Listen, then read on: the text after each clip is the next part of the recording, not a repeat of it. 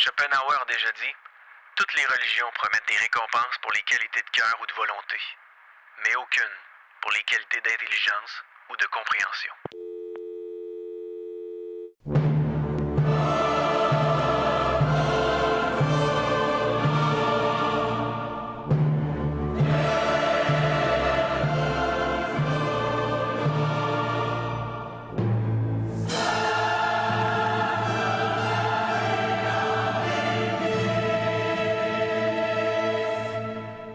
Cinq, 4, 3, 2, 1. Ils sont partis. Oh my gosh. They're all going against the wind. The wind's 120 knots to the west. Radio X Files avec Christian Page et Marceau. Oh my gosh, dude. Radio X. Vendredi 9 avril 2021, bonsoir, bienvenue sur les ondes de Choix 98.1 Radio X, merci d'être là. Christian Page, bonsoir. Bonsoir, Monsieur Marceau. Tel un soleil, toi, t'es là, ouais. Tu nous éclaires, soleil. De tes pensées. Il fait Oui. beau, Christian, il fait beau à Québec. Qui fait, ouais, écoute, dans la région de Montréal, il fait également très, très beau, une véritable journée printanière. Ouais. Écoute, j'en ai profité pour laver ma voiture. On peut pas faire grand-chose. Tu l'as caressé. On peut pas sortir, on peut pas rencontrer des amis, donc on reste un peu chez soi. Donc écoute, j'ai astiqué ma voiture aujourd'hui. T'as astiqué ses courbes. Ah oui, j'ai astiqué les courbes. Là, c'est la décapotable, là. Non, ça a été... là, c'est ma Camaro. C'est la Camaro T-Top que j'ai lavée aujourd'hui. Quelle année? C'est 1999, une Z28. Z28. Combien de cheval là-dedans? Écoute, c'est quelque chose comme tout près de 400 chevaux. Là. C'est 380 ou un truc comme ça. Écoute, en fait, c'est un moteur de Corvette qui est dans cette voiture-là. Ouais. Et c'est puissant. Fait que quand tu pèses, ça avance. Ah, écoute, je me rappelle la première fois où j'ai fait un essai routier avec cette voiture-là. J'ai jamais oublié le moment. Donc, j'arrive sur l'autoroute avec le vendeur. Et là, il me dit, ben écoute, appuie sur le champignon. Écoute, t'appuies là-dessus, là, tu enfonces dans le banc, là, t'as l'impression d'être une fusée. Là. Ouais, avec tout le bruit, le moteur, là, tu sais, c'est un moteur classique, là, le moteur de Corvette de ces années-là. Écoute, c'est fantastique. Et il y a un plaisir également. Hein. J'ai sorti cette voiture-là il y a 3 semaines maintenant de son hangar, parce que l'hiver, elle est entreposée.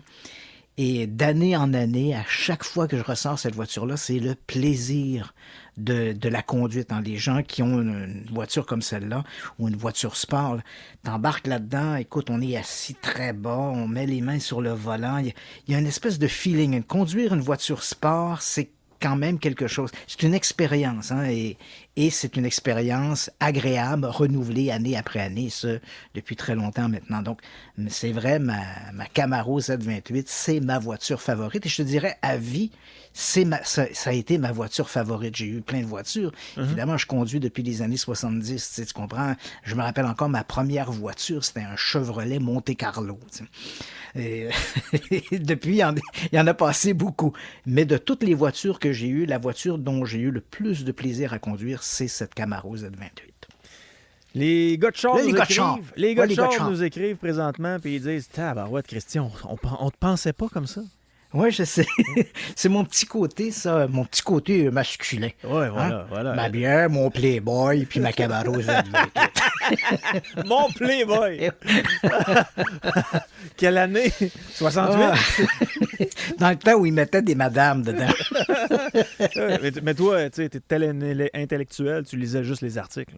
Oui, moi, à toutes les fois que j'ai acheté un Playboy dans ma vie, c'est essentiellement pour les articles. Ce soir, dans Radio X-Files, le sujet de la soirée, ce sera la bataille d'Hopkinsville. Oui, puis c'est amusant parce que cette histoire-là est née d'abord d'une question d'une auditrice. qui a regardé la série Projet Blue Book, qui est actuellement diffusée sur le réseau Historia, ici au Québec. Et dans la saison 2, l'épisode 4, on présente une histoire assez exceptionnelle, une histoire très atypique. Dans le domaine des ovnis, c'est un classique, mais en même temps, c'est une histoire qui est excessivement atypique, où un groupe de fermiers qui étaient réunis dans une maison, ça se passait dans la vraie vie, ça se passait à Kelly Station en août 1955, et ces gens-là, pendant 3 heures, leur maison a littéralement été assiégée par des espèces de gnomes lumineux. Donc, cette histoire-là, comme je l'ai mentionné, c'est devenu un classique dans l'histoire des ovnis.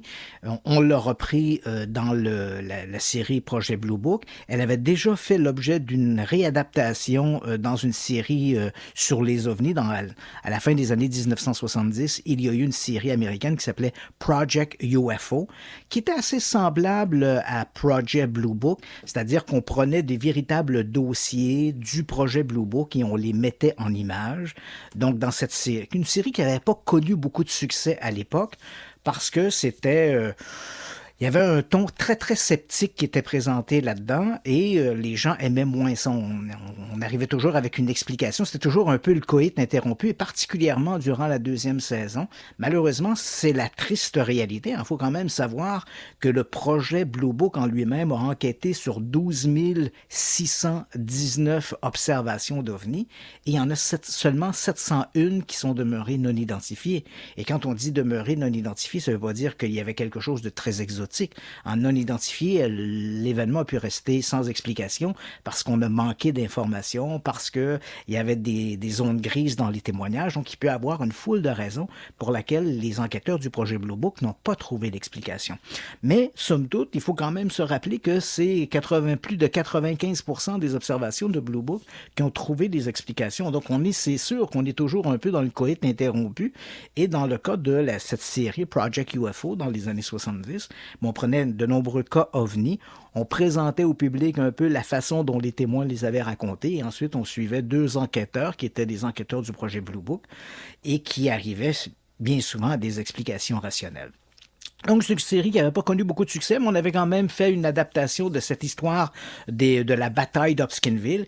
Et écoute, moi-même, lorsqu'on a fait la 3e saison à Canal D de Dossier Mystère, on avait ouvert un peu les frontières. Au départ, les 2 premières saisons de Dossier Mystère étaient des saisons où on parlait essentiellement d'histoire canadienne, pour des raisons techniques, pour des raisons de budget, Fonds de Téléfilm Canada. Bon, il y avait toutes sortes de contraintes.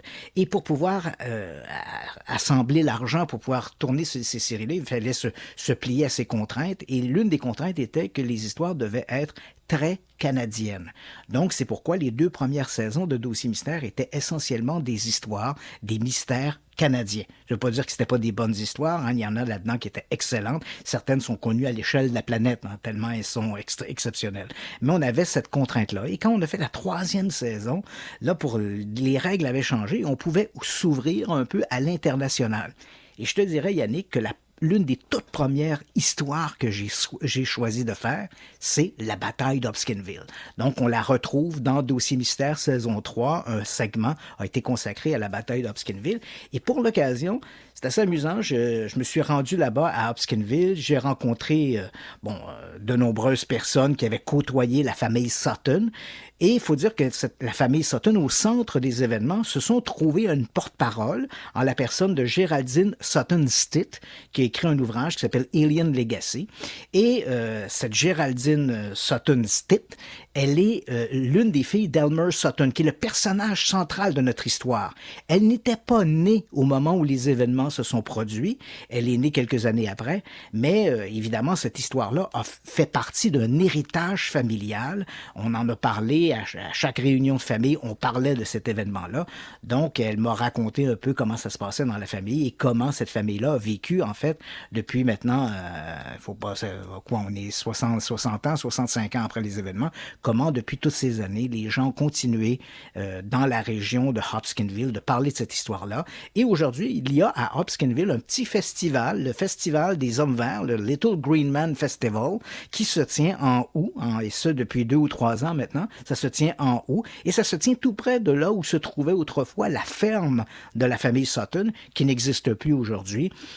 Moi-même, d'ailleurs, avec Géraldine Stitt, on a eu de la difficulté à trouver l'endroit. Bon, on arrive, on est à une intersection de 2 routes rurales, il y a un champ, puis là, on nous dit, tu vois, là où il y a la grange, ben autrefois, la ferme se tenait plus ou moins à cet endroit-là. C'est un peu difficile de retrouver l'endroit aujourd'hui, mais c'est vrai que ce sont des événements, la région, même si c'est dans une région rurale, tout ça a beaucoup changé au cours des 60 dernières années. Mais tout ça pour te dire que c'est une histoire, un grand classique dans l'histoire des ovnis, histoire excessivement atypique, très mystérieuse. Et donc, suite à cette question où la dame avait écrit, après avoir visionné l'épisode de Project Blue Book, elle me dit, est-ce que vous avez entendu parler de cette histoire-là? Est-ce que c'est vrai? Est-ce que c'est pas vrai? Donc, au début, j'ai pensé lui répondre. Et puis, finalement, l'affaire a grossi. Puis je me suis dit, tiens, je vais faire plutôt une petite capsule où on va raconter cette histoire-là. Et comme on le fait à l'habitude maintenant, présenter les pour et les contre. Est-ce que oui ou non, il faut croire, adhérer au témoignage de la famille Sutton qui disent avoir été attaqués par ces gnomes lumineux. Donc ça sera en deuxième partie d'émission. Parfait, on passe maintenant à l'actualité de la semaine. Mike Rogers versus Travis Walton. Oui, ça c'est quand même assez inquiétant, je dirais même troublant. Rappelle-toi, il y a quelques mois, cet automne, on avait parlé de l'enlèvement de Travis Walton.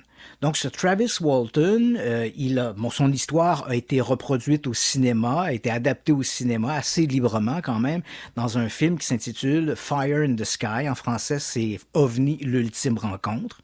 Donc, grosso modo, les événements, on a un groupe de 7 bûcherons, même si dans le film, on n'en voit que 6. Dans la réalité, ils étaient 7 bûcherons.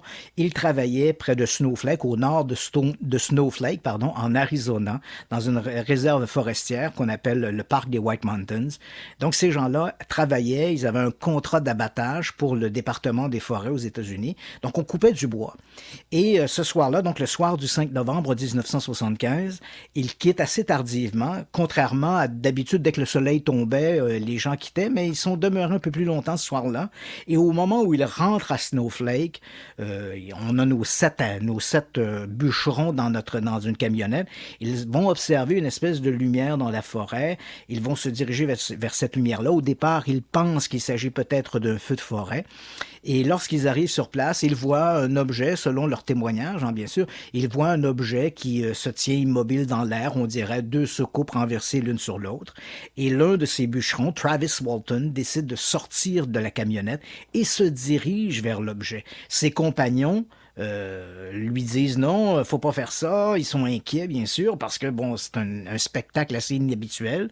Et à un moment donné, alors que Walton se trouve sous l'objet, il y a une espèce de rayon vert, il y a un rayon vert bleu qui sort de l'objet, qui frappe Walton à la poitrine.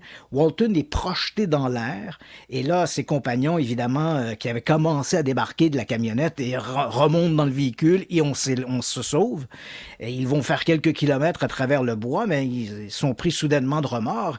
Bien sûr, ils ont vu Travis être zappé par ce rayon bleu verdâtre. Mais est-il mort? Est-il blessé? Ils ont l'impression d'avoir abandonné leurs compagnons. Ils vont retourner sur place et à ce moment-là, Travis Walton a disparu. 5 jours plus tard, Walton réapparaît.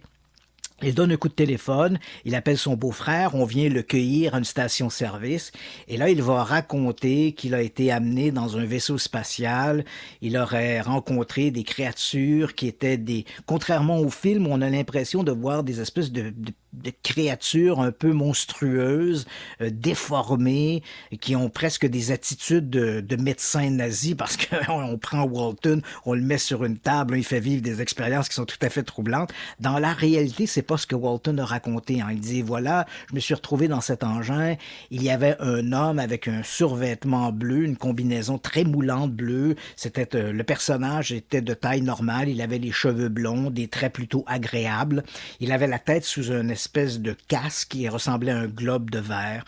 Il l'a accompagné dans une autre pièce et là, on l'a étendu sur une table. Il y avait un autre homme et une femme qui ressemblait goutte pour goutte à l'homme qu'il avait rencontré dans un premier temps. Donc, on avait l'impression d'être en présence ou de jumeaux ou de clones les uns des autres. Et là, Walton raconte qu'on lui a placé sur le visage une espèce de masque. Il a perdu conscience et lorsqu'il s'est réveillé, il était sur le bord de la route et l'objet avait disparu. Donc, c'est un peu l'histoire qu'il raconte. C'est quand même une histoire relativement courte, un épisode très sommaire, malgré que Walton a quand même été porté disparu pendant 5 jours. Cette histoire-là, elle est dans l'univers des ovnis, c'est un grand classique. Pour les gens qui croient aux enlèvements extraterrestres, c'est un peu une pierre angulaire. Moi, personnellement, je m'en cache pas, je ne crois pas beaucoup, je ne crois pas du tout aux enlèvements extraterrestres. Je reste l'esprit ouvert, mais je suis toujours un peu dans la position où sont les preuves.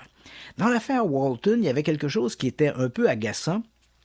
C'est que les compagnons de Walton, et on parle de 6 individus ici, beaucoup de ces individus-là, on ne parle pas ici d'un groupe très serré, hein. Ce ne sont pas des amis de longue date qui se tapent dans le dos et qui sont croix de bois, croix de fer, si je mange, je vais en enfer. Pas du tout.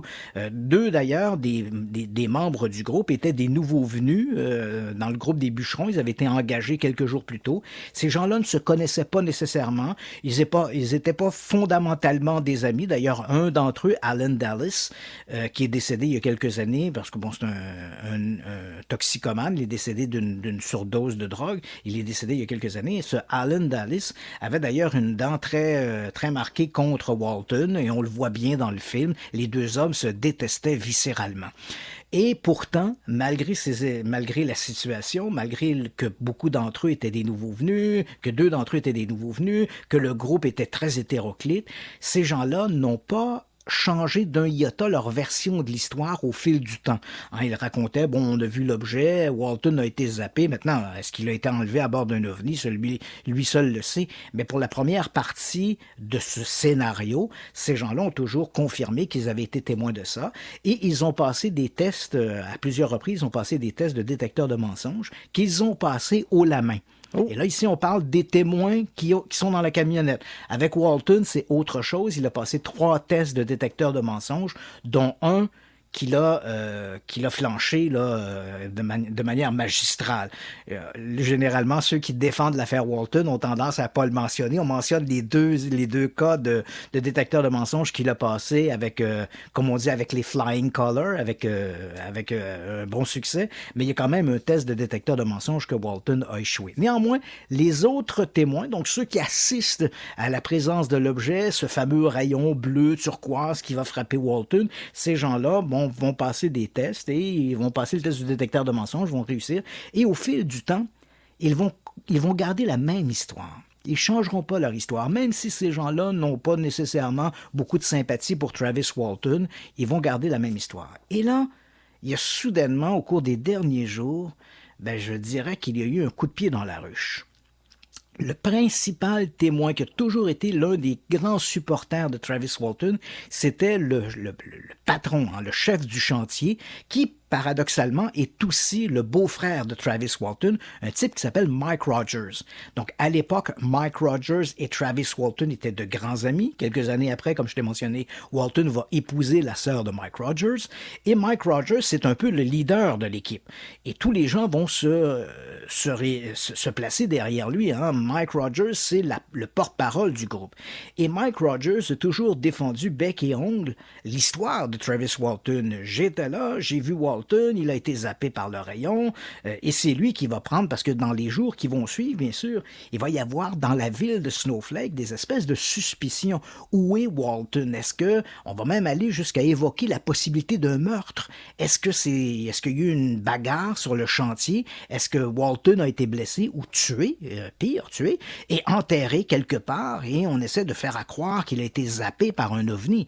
Et donc, il va y avoir toutes sortes de soupçons. Ces gens-là vont se retrouver dans le collimateur du bureau du shérif, et Mike Rogers va toujours maintenir sa version des faits. Il ne change rien, il prend sous son aile ses compagnons. Si vous avez des questions à poser, posez-les à moi plutôt qu'à eux. Bon, tu vois un peu le genre de bonhomme. C'est un leader, ce Mike Rogers.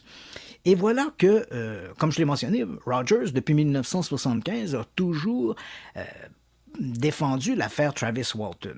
Et moi, je te dirais que lorsqu'on me parle de cette histoire-là, j'en ai un peu rien à cirer de l'histoire que Walton raconte. Elle paraît un peu farfelue. D'ailleurs, c'est la raison pour laquelle, lorsqu'on a fait le film Fire in the Sky, OVNI, l'ultime rencontre, on a changé toute l'expérience à l'intérieur de l'OVNI parce que le producteur lui-même disait, cette histoire-là est tellement ridicule que si je la mets en image, les gens vont rigoler dans le cinéma. Et c'était pas ça qui était l'objectif. On voulait raconter une histoire qui soit terrifiante. Donc, on change l'histoire à l'intérieur de l'OVNI. Et puis, une histoire d'enlèvement extraterrestre, bien sûr, où sont les preuves? La seule chose qui m'agaçait dans cette histoire-là, c'était bien sûr cette espèce de maintien du récit. Hein. On s'attendait qu'au fil du temps, les amitiés s'émoussant, les gens s'éloignant les uns des autres, qu'à un moment donné, certains des compagnons de Walton auraient dit, vous savez, cette histoire-là, elle est fausse, c'est pas vrai, on n'a pas vu d'OVNI, mais c'est pas arrivé. Et ça, c'était un peu l'élément que je trouvais un peu étrange dans cette histoire-là, ce tissage serré des témoignages entre les divers membres du groupe. Mais voilà que, au cours des derniers jours, Mike Rogers a pris un peu ses distances. Hein. Donc, les 19, 20 et 25 mars derniers, sur sa page Facebook, Mike Rogers, il est allé de commentaires qui sont quand même troublants par rapport à l'affaire Walton. Il a commencé par dire qu'il ne voulait plus ou ne pouvait plus être considéré comme un témoin du présumé enlèvement de Travis Walton. C'est quand même étrange, hein? Il dit « Je ne peux plus être considéré comme un témoin du présumé ». Donc, qu'est-ce que ça veut dire par présumé? Et là, il y a un échange qui va se faire sur la page web de Mike Rogers où il va discuter avec Walton, hein, parce que Walton écrit. Walton l'accuse de chercher à attirer l'attention sur lui et Mike Rogers va jusqu'à le traiter de menteur sur sa page Facebook. Alors là, tu te dis, écoute, on vient de donner un coup de pied dans la ruche, et les gens qui écrivent sur la page de Mike Rogers, donc ses amis Facebook, lui disent, est-ce que tu es en train de dire que cette histoire-là s'est pas produite, que tout ça est inventé? Et là, Rogers, il va de commentaires qui sont un peu nébuleux. Hein. Il dit, l'événement est arrivé, mais du moins selon notre point de vue. Ça veut dire quoi, ça, selon notre point de vue?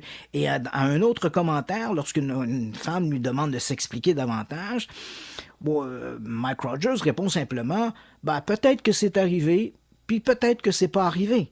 Donc, tu vois, là, on est entre deux eaux, c'est excessivement nébuleux, et là, on apprend, à travers ces commentaires, que la dissension entre Walton et Mike Rogers viendrait du fait que Travis Walton aurait voulu négocier une reprise, un remake du film Fire in the Sky, hein, le OVNI, l'ultime rencontre, et ça sans en parler à Mike Rogers. Et là, visiblement, Mike Rogers s'est senti un peu insulté de ne pas faire partie du projet, et là, c'est un peu cette espèce de guerre de tranchées qui se produit, là, Rogers, Walton et ça. Et voilà que soudainement, le 2 avril, Mike Rogers efface tous ses commentaires négatifs sur Travis Walton. Donc, si vous allez sur la page de Mike Rogers, vous ne retrouverez pas ce duel d'écriture entre Rogers et Travis Walton. Et là, Mike Rogers publie un court message disant « Travis et moi essayons de nous réconcilier ». Fait que là, écoute, en tirant les conclusions que tu veux, mais c'est quand même surprenant, tu sais. Si moi, je suis témoin d'un événement, peu importe les gens qui sont dans mon entourage, qu'on soit amis ou ennemis, je suis témoin de l'événement, tu sais. Je veux dire, ma qualité de témoin de l'événement n'est pas fonction de l'amitié que j'ai envers les autres individus témoins du même événement. Et ça, c'est quand même assez curieux, et ça nous amène quand même à réfléchir sur le lien qui unit réellement Travis Walton et Mike Rogers. Est-ce que c'est réellement le fait d'avoir été témoin impliqué dans cet événement OVNI, ou est-ce plutôt la perspective de faire des dollars en s'inspirant ou en racontant une histoire d'OVNI plus ou moins fantaisiste? Ogo Pogo! Qu'est-ce qu'on mange en fin de semaine? Ogo Pogo. Ogo, ogo. Ogo Pogo. Écoute, cette histoire-là, elle est un peu amusante parce qu'elle s'inscrit au cours des dernières semaines, des derniers mois. On a beaucoup parlé de ces espèces d'appropriation culturelle. Donc, on peut plus faire ceci parce que, bon, si on fait un film avec, je sais pas moi, par exemple, des Afro-Américains, ben il faut que ce soit réellement un Afro-Américain qui joue le rôle de l'Afro-Américain. Donc, tu vois un peu la situation, là. Et, ou si on fait un film avec des Autochtones, ben il faut que ce soit des Autochtones qui jouent le rôle des Autochtones ou des Chinois, des Chinois. Donc, il y a toute une espèce d'appropriation. Puis on l'a vu, par exemple, ici au Québec, des pièces de théâtre qui ont dû être annulées ou repensées en fonction des comédiens qui incarnaient certains personnages. Et notre affaire d'Ogo Pogo arrive exactement dans cette situation-là. Ce Ogo Pogo, il faut savoir que c'est le nom que l'on donne à un monstre lacustre qui vivrait dans le lac Okanagan, dans la vallée de l'Okanagan, en Colombie-Britannique. Et en fait, les observations se comptent par dizaines, voire par centaines, et certains ont même été jusqu'à qualifier le lac Okanagan de notre Loch Ness canadien, pour te situer un peu. Donc, la créature, elle est souvent décrite comme un grand serpent. D'ailleurs, Ogo Pogo, il faut savoir que dans les communautés autochtones locales, cette histoire-là fait partie des traditions, des légendes des peuples autochtones. Eux l'appellent Na'aitku. Et Na'aitku, ça veut dire le serpent du lac. Donc nous, le nom de race blanche qu'on lui a donné, c'est Ogo Pogo. Et en fait, ça vient d'une chanson du milieu des années 20 où, une chanson un peu folklorique, puis on raconte l'histoire d'un voyageur qui rencontre un homme sur les bords du lac. Il lui dit « Tu cherches quoi? » Puis il dit « Je cherche Ogo Pogo. » Fait que c'est comme ça qu'on a baptisé la créature Ogo Pogo. Mais tout ça pour te dire, Yannick, que dans la ville, une des villes, notamment la ville de Vernon, qui se trouve sur les bords du lac Okanagan, a fait enregistrer le nom de Ogo Pogo dans les années 50 comme étant une marque de commerce. Donc, tu comprends, on a beaucoup capitalisé là-dessus. Il y a un parc à Vernon qui s'appelle le parc Ogo Pogo. On a une sculpture de la créature Ogo Pogo. Et tout ce qui utilise le nom commercial de Ogo Pogo doit bien sûr demander l'autorisation à la ville de Vernon qui a fait enregistrer ce nom-là. Et depuis quelque temps, il y avait une espèce de bras de fer entre la ville de Vernon et les sociétés, les groupes autochtones, et particulièrement la société, le groupe autochtone, la tribu des Syilx, qui, eux, demandaient à se réapproprier le nom d'Ogo Pogo. Bien sûr, ils ont leur propre nom indigène pour décrire la créature, mais bien sûr, lorsqu'on parle ou on fait des activités, on doit bien utiliser le nom par lequel la créature est surtout connue dans la région, et ce nom étant Ogo Pogo. Donc, il y avait ce bras de fer, parce que tu comprends que les Premières Nations avaient l'impression qu'on leur volait quelque chose qui faisait partie de leur patrimoine, de leur héritage, même si on avait changé un peu le nom, c'était quand même l'histoire du monstre du lac Okanagan, et donc, eux, ils refusaient, bien sûr, de demander des autorisations à la ville de Vernon, parce qu'ils considéraient que ça leur appartenait. Et donc, il y a quelques jours, la ville de Vernon, à l'issue de ce bras de fer, a décidé de plier et enfin ont redonné, et je pense que c'est une bonne chose, ont redonné aux communautés autochtones qui vivent le long du lac Okanagan le nom de Ogo Pogo qu'ils peuvent dorénavant associer à Na'aitku, le nom autochtone du serpent du lac. Donc maintenant, les Autochtones ont récupéré ce qui leur appartenait comme étant un élément de leur patrimoine. UAP ou encore UAV? Ça, c'est particulièrement intéressant, Yannick. C'est sorti il y a quelques jours. On a beaucoup parlé d'ailleurs dans la signature à l'introduction de l'émission Radio X-Files. On a ces pilotes qui disent « Oh my gosh », puis là ils parlent de ces ovnis. Et on en a beaucoup parlé au cours des derniers mois. Ces événements, on le sait maintenant parce que ça a été abondamment rapporté dans la presse, puis nous on a fait plusieurs émissions là-dessus. Ces événements ont été connus pour le grand public à partir de 2017 avec un article publié dans le New York Times. Et l'article révélait qu'entre 2008 et 2012, le gouvernement américain avait tenu un projet d'étude sur les ovnis qui s'appelait le projet ATIP, un acronyme qui voulait dire Programme d'identification avancée de menaces aérospatiales. Et donc, depuis, on apprend aussi que la US Navy en particulier a gardé un œil sur ces histoires d'apparition d'ovnis et qu'ils ont rebaptisé UAP, qui veut dire phénomène aérien non identifié, Unidentified Aerial Phenomena, UAP. Donc, c'est le nom qu'on a donné à ces objets-là. Et on avait les films, au moment où l'article paraît dans le New York Times en 2017, dans les mois qui suivent, 3 films vont commencer à circuler sur les médias sociaux. Et ces films, la US Navy l'a confirmé l'an dernier, ces films sont tout à fait authentiques. Ils ont été classés originalement comme étant des phénomènes aériens non identifiés. Donc, comprenez ce que vous voulez par quand on dit ils ont été classés initialement. Est-ce que ça veut dire que depuis, on sait ce que c'est, ça a été identifié? Bien, peu importe, je vous laisse interpréter ce que vous voulez. Mais donc, ces 3 films-là, la US Navy reconnaît que ce sont des films authentiques qui montrent sur le coup des phénomènes aériens non identifiés. Et on savait que ces événements-là s'étaient produits lors de 2 épisodes très particuliers. Un premier en 2004 au large de San Diego, alors qui impliquait un navire, un porte-avions qui s'appelait le USS Nimitz, et une histoire d'OVNI là, très particulière où un pilote, le commandant Fravor, aurait poursuivi un objet, un OVNI qu'on appelle l'OVNI Tic-Tac, à cause de sa forme qui rappelle ces fameuses menthes, là, ces fameux bonbons un peu ovoïdes. Donc il dit, j'ai poursuivi un de ces objets-là, l'objet est descendu au-dessus de la mer, je voyais des tourbillons dans la mer, je me suis approché, l'objet a zappé, il s'est éloigné très très rapidement. C'est dommage qu'en dehors du témoignage de Fravor, on n'a pas d'image de cette rencontre. On a des images subséquentes, 2 des vidéos qui circulent sur les médias sociaux ont été tournés lors d'événements subséquents, mais malheureusement, ces vidéos montrent des phénomènes aériens dont les déplacements sont assez conventionnels. Donc, est-ce que ce sont réellement des ovnis? Est-ce que ce sont des drones d'une autre nation? C'est difficile à se prononcer. Et les images ne sont pas très éloquentes en soi. On ne voit pas de manœuvre aérienne qui soit très particulière. Les objets volent à peu près 600 km/h, pardon. Et ce sont des vitesses qui sont propres à des appareils, des jets, des avions de chasse. Les objets ne font pas de manœuvre aérienne spectaculaire, ne font pas de virage à 90 degrés, ne font pas d'accélération soudaine. Donc, ce sont des vidéos intrigantes, même si certains sceptiques leur ont trouvé des explications.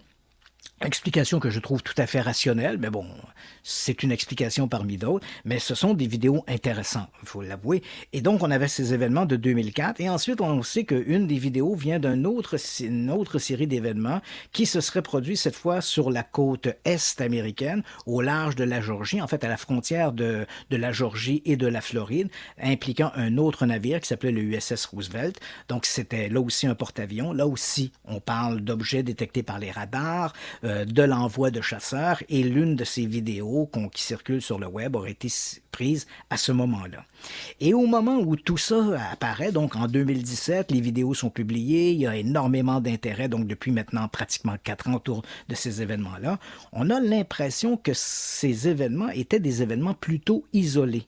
Et voilà que cette semaine, on apprend que c'est peut-être pas aussi isolé qu'on le voudrait, ou en tout cas qu'on aurait voulu nous le faire croire, parce que la US Navy a publié des documents qui montrent que d'autres incidents semblables se sont produits, et en particulier durant la 2e semaine du mois de juillet 2019. Donc, c'est quand même tout récemment. On avait un groupe, une flotte de navires de la US Navy qui était en opération, en manœuvre, à quelques 160 km au large de Los Angeles. Et là, les navires ont observé des phénomènes aériens dans le secteur, et ce qui est intéressant dans ce document-là, Yannick, et on en a souvent parlé, c'est qu'on voit dans cette série de pages qui sont envoyées, des échanges entre différents paliers de la US Navy, on parle de ces objets-là en utilisant de manière, disons, sans distinction, le mot UAV, qui veut dire Unmanned Aerial Vehicle, un véhicule aérien sans pilote, et UAP, Unidentified Aerial Phenomena, donc phénomène aérien non identifié. On voit que dans le lexique de la US Navy, des objets volants sans pilote puis des objets volants non identifiés, c'est presque synonyme. Donc, et pourtant, il peut y avoir un monde entre les deux, parce que pour les amateurs d'OVNI, un phénomène aérien non identifié, c'est souvent synonyme de OVNI égale extraterrestre, alors qu'un objet volant sans pilote, c'est beaucoup synonyme de drone, tu comprends? Oui. Donc, on voit que l'utilisation de ces expressions sont utilisées de manière presque synonyme dans les documents ou les échanges de la US Navy. Quoi qu'il en soit, dans le cas de ces incidents dont on parle en juillet 2019, Ils ont perduré pendant quelques jours. Et là, on parle surtout de phénomènes de lumière, des objets. Il y a quand même des observations qui sont quand même très rapprochées. Hein. J'ai pu voir cette semaine une série d'entrées dans les livres de bord de ces navires, parce qu'on parle d'une flotte de bateaux. Hein. Il y avait le USS Kidd, le USS Rafael Peralta, le USS Russell, le USS John Finn. Donc, on parle ici vraiment d'une flotte de navires très importante. Et on parle notamment d'un de ces objets qui faisait littéralement du surplace au-dessus du pont du USS Kidd. Et ce qui est intéressant dans ces entrées, Yannick, c'est le fait que tu comprends, quand le commandant de bord décide de faire une entrée dans le livre de bord, il va laisser une trace écrite de l'événement. C'est pas quelque chose qui est comme qu'on pense sous la jambe. C'est on a vu une lumière puis on n'en parle de plus. Non, c'est entré, c'est consigné dans le livre de bord. Donc, ce sont des phénomènes intéressants. Mais en ce qui me concerne, ce que je trouve le plus intéressant, c'est de voir de quelle façon UAV et UAP, dans les transcriptions de la US Navy, c'est souvent synonyme l'un de l'autre. Donc, à nous de tirer les conclusions que l'on veut. Mais bref, on voit que les manœuvres des militaires américains sont visiblement surveillées soit par les Russes, par les Chinois ou par quelqu'un venu d'ailleurs. Mais quoi qu'il en soit, on a réellement l'impression que les autorités américaines, en tout cas les militaires américains, sont dans le collimateur de quelqu'un ou de quelque chose. Les auditeurs te demandent, Christian, pour ce qui est des vidéos sur lesquelles on voit ces phénomènes, où est-ce qu'on pourrait consulter ces documents-là? Est-ce qu'on les a mis sur la page Radio X-Files? Je pense pas, je les ai pas vus passer. J'en ai aucune idée, mais écoute, d'ici la fin de l'émission, je vais les mettre tous les trois vidéos, puis je vais mettre les trois vidéos, je vais renvoyer les gens à la source de la US Navy, parce que c'est la source première. Donc, ces vidéos-là, sur le site de la US Navy, ils n'ont pas été altérés, ils n'ont pas été coupés, ils n'ont pas été rallongés. Donc, c'est réellement les vidéos telles qu'on les voit par la US Navy. Tu es en train de me dire qu'il y a des vidéos sur YouTube qui ont été altérées? Mais ça... T'es surpris? Ça arrive. Ça peut arriver. Ouais. Il y a des gens qui ne jurent que parce qu'ils voient sur YouTube. Puis je me dis, mais ces gens-là, l'aspect critique, est-ce qu'ils l'ont développé avec le temps, tu sais? Parfois, il y a des choses qui sont sur YouTube, ça peut être du cinéma, là. Ça a été organisé justement pour vous faire croire en quelque chose qui n'est pas nécessairement vrai. On dirait qu'il y a des gens qui n'ont pas de discernement. Oui, absolument. Et écoute, on l'a vu la semaine dernière avec cette histoire de vidéo d'OVNI au-dessus de l'aéroport de Montréal, qui était un trucage fait par des étudiants de l'École polytechnique de Montréal. Et pourtant, les gens ont vu, ils ont eu 600 000 partages. Hein? Donc, les gens ont vu ces images-là et hop, voilà, on se pose pas de questions, on partage immédiatement, puis on envoie ça, puis voilà, il y a une invasion d'extraterrestres. D'ailleurs, je vais revenir un peu là-dessus vers la fin de l'émission. On va prendre peut-être 20 minutes, 30 minutes peut-être pour parler du projet Bluebeam, parce que beaucoup de gens ont interprété ces lumières-là au-dessus de Montréal comme étant peut-être le premier épisode d'un projet un peu complotiste qu'on appelle le projet Bluebeam. Donc j'aimerais revenir là-dessus parce que des gens m'ont écrit pour me parler de ça. On a vu, il y a même une vidéo qui a circulé où on voit un jeune homme à l'écran qui dit « Ah, faites vos recherches, documentez-vous, ces ovnis, ce sont pas vraiment des ovnis, c'est pas des extraterrestres, c'est la première étape, la première démarche du premier échelon du projet Bluebeam, faites vos recherches. » Comme on dit, faites vos recherches. Et en fait, cette histoire de projet Bluebeam, elle vient d'ici même, elle émane d'ici, du Québec. Hein. On en parle partout à travers le monde. Les théoriciens du complot l'ont récupéré. Mais le premier propagandiste de cette histoire-là, on est à la fin des années 80, début des années 90. C'est un Québécois du nom de Serge Mona, qui était un habitué de l'émission de Richard Lynn, des extraterrestres, qui a parlé de cette histoire-là, de projet Bluebeam. Donc, si j'ai la chance, d'ici la fin de l'émission, là, je vais remettre ça un peu dans son contexte, qu'est-ce qui est arrivé. Mais bref, on a vu cette vidéo circuler et des gens m'ont écrit « Est-ce que vous avez déjà entendu parler de ce projet Bluebeam? Qu'est-ce que c'est? » Donc, j'aurais aimé en parler la semaine dernière, mais on a manqué de temps. Donc, on va essayer de le reprendre cette semaine, si c'est possible. Mais tu as tout à fait raison, Yannick. Les gens, souvent, on voit des trucs sur YouTube et les gens ne se posent pas de questions, savoir si c'est vrai, pas vrai. D'ailleurs, même dans le cas de l'armée, c'est un peu amusant parce que c'est le double standard. Hein? Les gens m'ont écrit en me disant, quand ces fameuses vidéos ont commencé à circuler de la US Navy, les gens m'écrivaient en me disant, voilà, ça c'est sérieux, c'est des vidéos reconnues par la US Navy. Et là, je lui répondais, donc dans ce cas-là, Roswell, c'est pas vrai. Roswell n'est qu'un ballon. Et là, je dis, mais non. Ben oui, il y a deux choses, là. La US Navy nous dit que ces vidéos-là sont authentiques. Donc, les gens qui veulent y croire disent que ces vidéos-là sont authentiques puisque la US Navy confirme que c'est authentique. Parfait. Mais dans le milieu des années 90, les mêmes services militaires nous ont dit que l'objet de Roswell n'était rien d'autre qu'un ballon météo. Ah oui, mais là, ils nous mentaient. Tu comprends le double standard? C'est quoi? C'est sur quoi tu te bases pour dire là, ils te mentent et là, ils te mentent pas? Tu sais, ça fait mon affaire, donc ça doit être vrai. Puis quand ça fait pas mon affaire, ben ça doit être faux, ça doit être un mensonge. Donc, de deux choses l'une, en journaliste, tu peux pas prendre une source puis lui accorder bonne foi ou pas bonne foi selon tes interprétations ou tes impressions. Tu comprends? Ou la source, elle est tarie, donc elle est pas bonne. Donc, les vidéos, on doit les prendre avec un grain de sel, comme quand ils nous ont dit que l'objet de Roswell n'était qu'un ballon sonde. Ou bien on l'accepte et on reconnaît que ces vidéos-là sont très intéressantes, mais que l'affaire de Roswell n'est qu'un ballon sonde. Tu comprends? On ne peut pas arriver et choisir un peu ce que l'on veut en fonction de nos bonnes intentions, puis dire, ben, moi, je crois ça, donc ça, c'est vrai. Donc, c'est une espèce de double standard qu'on retrouve énormément dans le milieu des ovnis.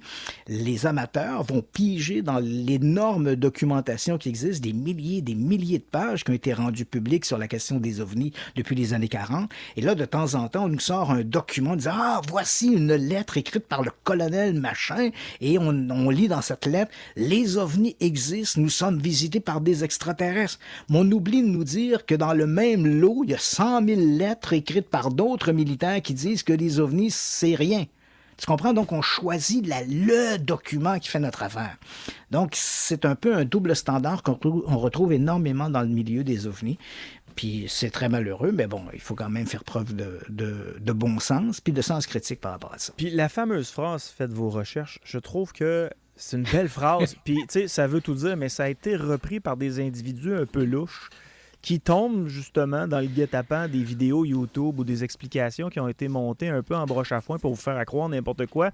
Parce que ne pas croire, tu sais, faire confiance à des gens, oui, bien sûr, mais aller vérifier des fois, aller directement à la source, comme tu nous l'as dit pour les vidéos que tu vas mettre sur la page Radio X-Files, tu vas mettre les vidéos, mais qui vont directement à la source. C'est la source de la US Navy voilà. Qui les a publiées. Mais tu as tout à fait raison, Yannick. Quand les gens nous disent « faites vos recherches », il faut toujours se rappeler que la qualité de la recherche est aussi dépend également de la qualité de la source. Tu sais, je veux dire, si je te dis, Yannick, fais tes recherches, puis là, tu me dis, ben, je les ai faites, mes recherches, j'ai consulté 3 ouvrages, et les 3 ouvrages vont dans le même sens, mais ces 3 ouvrages écrits par des espèces de coin-coin, des illuminés qui ont écrit des ouvrages à compte d'auteur, sans aucune argumentation étoffée. Disons que tout ça n'a pas le même poids que si tu me dis j'ai vérifié telle histoire, par exemple, et des sources écrites par des scientifiques reconnus, publiées par de grandes maisons d'édition avec un comité de lecture. Oui, tu as fait tes recherches, mais on comprend que la recherche A est moins structurée avec des sources beaucoup moins fiables que ta recherche B. Mais regarde, donc, c'est pas tous... Exact, oui. Mais ça prouve ce que je viens de dire. C'est des scientifiques qui font leurs recherches, puis ils mettent leurs réponses dans un magazine scientifique qui est reconnu. Mais avant que ce soit publié, ben, il y a des scientifiques qui se penchent justement sur cette même recherche. On appelle ça les pairs. C'est vérifié par les pairs, puis une fois que c'est accepté, ben là, c'est publié. Et ça, c'est la démarche scientifique. Les gens ont tendance à pas bien comprendre comment fonctionne la démarche scientifique. Hein.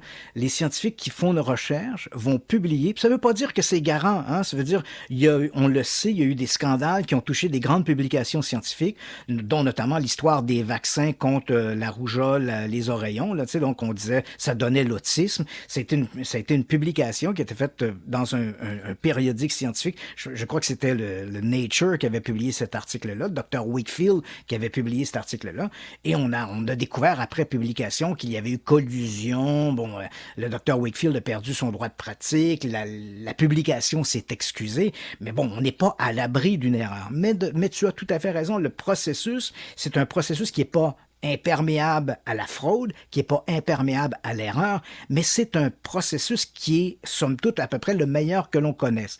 Les chercheurs font une étude, ils la publient. Lorsqu'elle est publiée, avant d'être publiée, elle est soumise à un comité de lecture par des scientifiques qui œuvrent dans le même domaine. Donc, ces gens-là sont aptes à juger ce qui est vraisemblable et pas vraisemblable. Et lorsqu'il y a des critiques, elles sont énoncées et avant que l'article soit publié, les auteurs doivent retourner à leurs travaux pour peaufiner leurs recherches jusqu'à ce qu'elles soulèvent à peu près l'unanimité auprès du comité de lecture. C'est le comité des pairs. Et lorsque cet article-là est publié dans un périodique scientifique reconnu, il est encore une fois soumis, mais cette fois-là au public, mais au public scientifique, parce que bien souvent, les publications scientifiques, tu sais, le New Science Physics Today, ça s'adresse bien sûr à des physiciens. Et donc, à partir du moment où l'article est publié dans une de ces publications, on comprend bien qu'il y a toute une communauté de physiciens qui vont lire l'article et ils vont exprimer également leurs doutes. L'idée est toujours de réfuter ce qui est présenté, pas de l'accepter, mais de le réfuter. Ça fait partie de la démarche scientifique. Mais c'est sûr, si les gens publient des trucs sur Internet, il n'y a aucune vérification, on publie dans des feuilles de chou, on publie des ouvrages à compte d'auteur, on peut raconter n'importe quoi. Donc, faites vos recherches, il y a recherche et recherche. Et les recherches scientifiques ne sont pas menées de la même façon que les recherches menées par un citoyen lambda. Mais encore une fois, il faut bien préciser, tout ça ne nous met pas à l'abri d'une erreur, d'une fraude, d'une manipulation, mais il y a une espèce de potentiel de garantie que l'on doit considérer lorsqu'un article est publié dans le New Scientist, le Nature ou sur la page du National Geographic que publié sur un site qui s'appelle www.complot.com. On est d'accord que ça n'a pas la même calibre. Radio X Files avec Christian Page et Marceau. Radio X.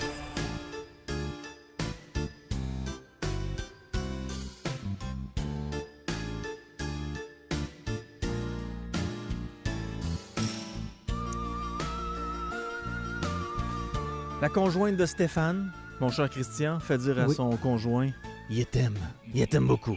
Bon, tant mieux.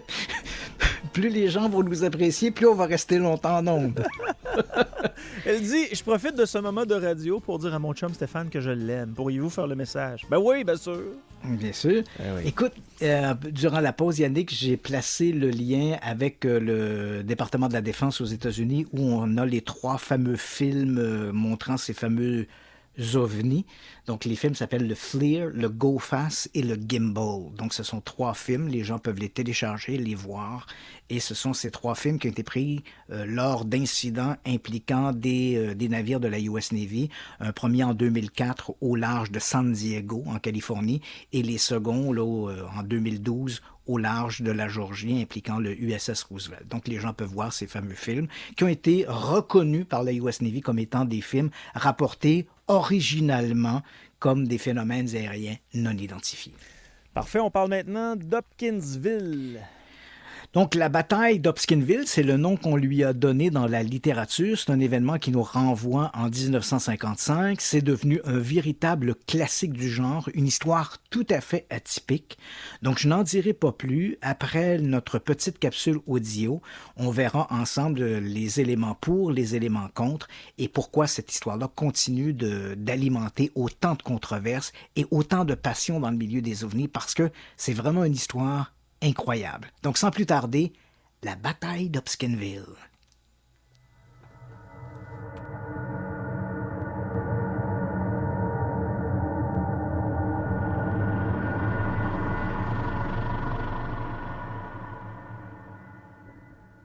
Nous sommes en 1955. En janvier, la ville de Québec décide de faire de son carnaval d'hiver un événement annuel. Le 17 mars, une émeute éclate au Forum de Montréal suite à la suspension pour le reste de la saison de Maurice Richard, le joueur étoile du Canadien. Le 18 avril, le physicien allemand naturalisé américain Albert Einstein s'éteint à l'âge de 76 ans à Princeton, au New Jersey. Le 1er août, la CIA et l'US Air Force procèdent au premier vol de l'avion espion U-2. Ces essais se tiennent dans une base militaire secrète au cœur du désert du Nevada, connue sous le vocable de Zone 51. Le 30 septembre, l'acteur James Dean perd la vie dans un épouvantable accident de voiture à Colham, en Californie. Il n'a que 24 ans. 10 jours plus tôt, à l'autre bout du pays, au cœur de la Bible Belt, une autre histoire a retenu l'attention de la population. Une histoire de visiteurs de l'espace. As 1955 got underway, WTIC listeners also heard President Dwight Eisenhower deliver his State of the Union address. On Hartford's Main Street...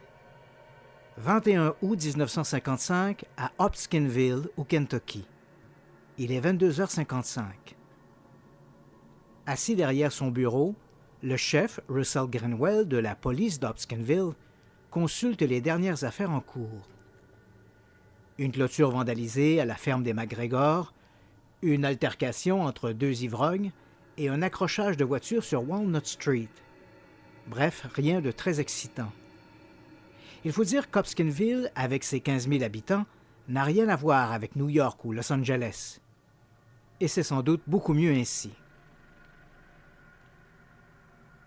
L'arrivée de deux voitures devant le poste distrait le chef Greenwell. Curieux. Généralement, les dimanches soirs, la ville s'endort vers 21h. Après, il n'y a que les chats errants qui arpentent les rues. Les yeux fixés sur les deux voitures, le policier voit une demi-douzaine de personnes en descendre.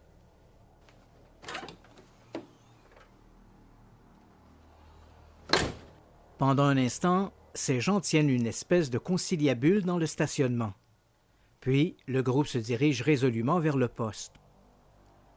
Un homme d'une trentaine d'années marche à la tête de cette horde improvisée. Il pousse la porte, fait quelques pas à l'intérieur et s'arrête près du comptoir. Il a l'air choqué. En voyant rentrer l'homme et ses compagnons, le chef Greenwell s'est levé. « Bonsoir, messieurs. Y a-t-il un problème ?» demande-t-il. « Bonsoir, chef. Je me nomme Elmer Sutton. Nous habitons une ferme juste à côté de Kelly, » explique l'homme sans même reprendre son souffle. « Et ce soir, moi et ma famille avons été attaqués par des espèces de lutins. » Laisse tomber l'homme le plus sérieusement du monde.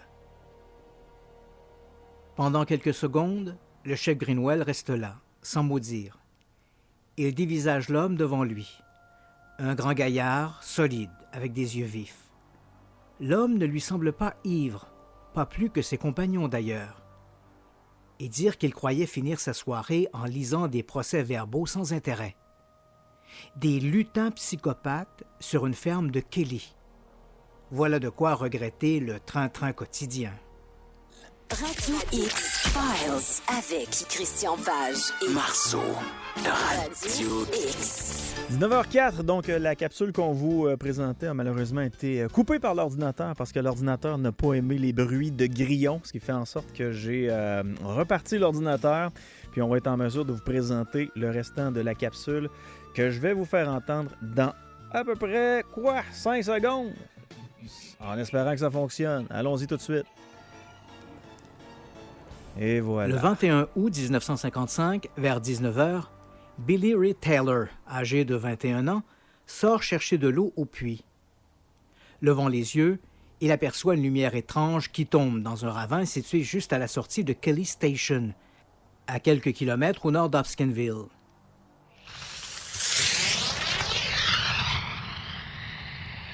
Étonné, il se précipite à la ferme des Sutton, où il est en visite, pour raconter son histoire.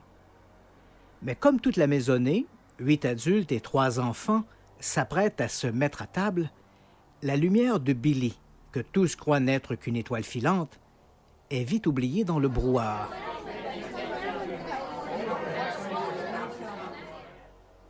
Une heure plus tard, le chien se met à aboyer. Billy Ray et Elmer Lucky Sutton décident d'aller voir ce qui se passe.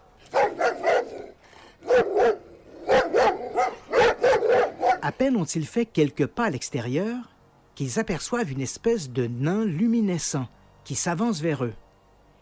Il mesure environ 1 mètre et brille de partout, comme s'il était plaqué de nickel. Il a 2 grands yeux jaunes placés de chaque côté de la tête, un peu comme les insectes, une longue bouche mince, de très grandes oreilles, des jambes courtes et minces, des bras très longs et des mains larges qui se terminent par des genres de serres. La créature marche en portant ses bras levés au-dessus de sa tête, comme si on la dévalisait, dira plus tard l'un des témoins. En voyant cette créature, les 2 hommes rentrent chercher des armes, un revolver et une carabine 22 longs rifles. De retour sur le porche arrière, la créature est encore là, mais beaucoup plus près. Elle est pratiquement dans la cour. Elle marche lentement, arborant toujours sa posture bizarre. Malgré les protestations des femmes qui les implorent de ne pas ouvrir les hostilités, Billy et Lucky braquent leurs armes et font feu simultanément. Le bruit de l'impact leur donne l'impression qu'ils ont tiré dans un seau de métal vide. À 6 mètres de là, la créature tombe à la renverse, fait une roulade et s'enfuit dans les bois. Les 2 hommes n'en reviennent pas. À cette distance, ils sont convaincus d'avoir atteint leur cible. Ils rentrent se mettre à l'abri. De l'intérieur, ils aperçoivent une autre créature qui regarde par la fenêtre de la salle de séjour. Lucky lève son arme et tire à travers les carreaux. De l'autre côté, à l'instar de sa consoeur rencontrée dans la cour, la créature roule sur le dos, se relève et disparaît dans la nuit. Pendant de longues minutes, il ne se passe plus rien. Billy et Lucky décident de ressortir.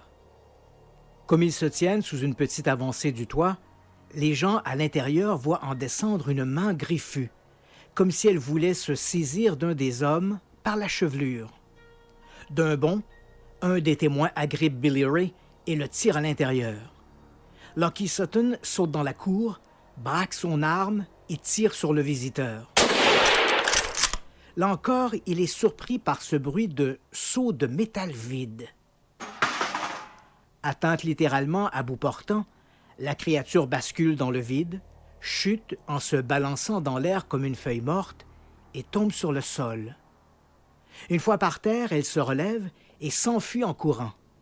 Lucky Sutton n'en croit pas ses yeux.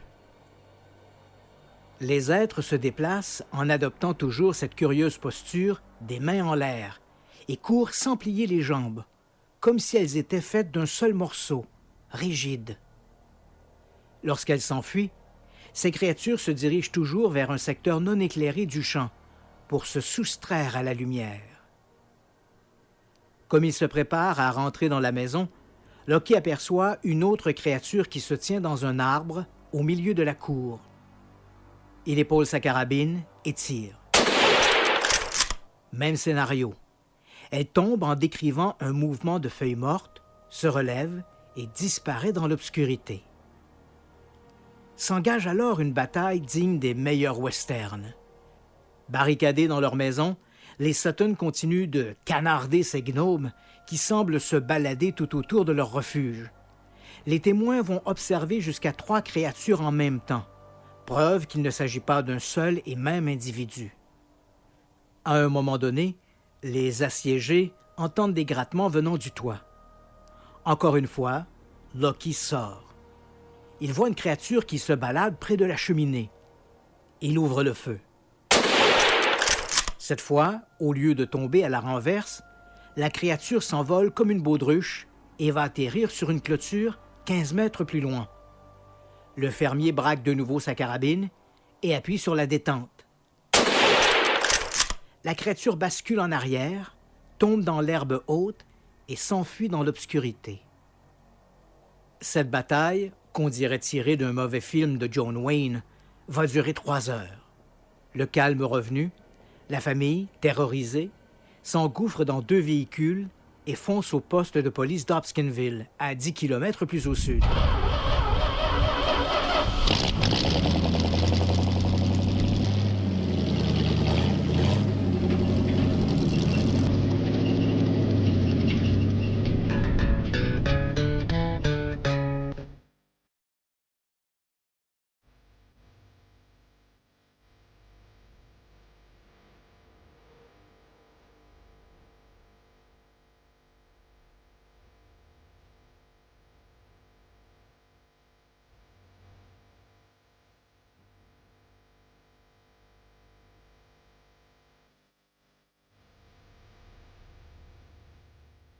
C'est le chef Russell Greenwell qui accueille les Sutton. Ils sont agités et tentent de résumer les événements extraordinaires de la soirée. Le policier, malgré leur discours un peu décousu, n'a aucun doute que quelque chose a effrayé ces gens. Quelque chose hors de l'ordinaire, dira-t-il plus tard. Il est aussi persuadé que les Sutton ne sont pas sous l'influence de l'alcool. Vers 1 heure du matin, les policiers d'Hopkinsville, ceux de la police d'État et même des agents de la base militaire voisine de Fort Campbell débarquent à la ferme des Sutton. Évidemment, les créatures n'y sont plus. En revanche, les enquêteurs notent les nombreux impacts de balles et plusieurs cartouches vides. Près de la clôture, là où un peu plus tôt une créature a été abattue avant de se relever, les policiers remarquent une portion d'herbe luminescente, sans raison apparente. Au toucher, les plantes ne semblent pas enduites d'une substance quelconque. Vers 2 heures, leur constat complété, les enquêteurs rentrent chez eux. Les Sutton se retrouvent seuls. Ils craignent le retour des gnomes lumineux. Et ils ont bien raison. Comme elle vient de se mettre au lit, Glennie Langford, la mère de Lucky et de J.C. Sutton, voit apparaître à sa fenêtre la silhouette lumineuse d'une des créatures. Elle pousse un cri qui met aussitôt toute la famille en alerte. Lucky, qui au passage a ramassé sa carabine, aperçoit à son tour la créature et fait feu sur elle à travers la fenêtre. Les hostilités reprennent. Elles vont perdurer jusqu'à 5 heures du matin. À l'aube, les créatures semblent s'être définitivement évanouies. Au lendemain de ces événements, les Sutton sont interviewés par Bud Ledwith, un annonceur de la radio WHOP d'Hopkinsville. Ils racontent en détail leur terrifiante rencontre et fournissent un dessin des mystérieuses créatures.